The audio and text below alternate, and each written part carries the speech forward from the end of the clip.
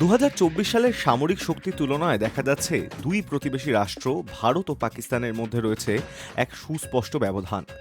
YouTube channel পাওয়ার কম্প্যারিজনের বিশ্লেষণ বলছে, সংখ্যায়, সক্ষমতায় এবং বাজেটে ভারত অনেকটাই এগিয়ে। সক্রিয় ও রিজার্ভ সেনার ক্ষেত্রে ভারতে প্রায় 14 লক্ষ সক্রিয় সেনা, পাকিস্তানে আনুমানিক 6.5 লক্ষ। ভারতের সক্রিয় ও রিজার্ভ ফোর্স একত্রে পাকিস্তানের প্রায় দ্বিগুণ। ট্যাঙ্ক, কামান ও যুদ্ধযানের ক্ষেত্রে ভারতের আধুনিক T-90 ও অর্জুন ট্যাঙ্ক রয়েছে, পাকিস্তানের আল খালিদ ও চীনা T-85 রয়েছে। মোট ট্যাঙ্ক, সেলফ প্রপেলড আর্টিলারি এবং সাঁজোয়া সব ক্ষেত্রেই ভারত অনেকটাই এগিয়ে।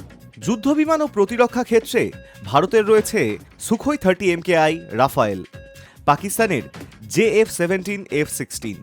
এয়ারফোর্সে ভারতের আধুনিকতা ও বহর সংখ্যায় রয়েছে পরিষ্কার প্রাধান্য। জাহাজ ও সাবমেরিনের ক্ষেত্রে ভারতের একটি এয়ারক্রাফট ক্যারিয়ার এবং নিউক্লিয়ার সাবমেরিন রয়েছে, পাকিস্তানের রয়েছে সাবমেরিন ও ফ্রিগেট, তবে তুলনায় কম।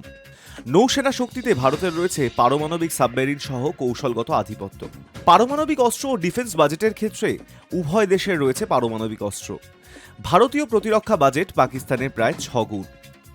দুই দেশই পারমাণবিক শক্তিধর, তবে ভারতের ডেলিভারি সিস্টেম ও বাজেট অনেকটাই বেশি বৈচিত্র্যময়।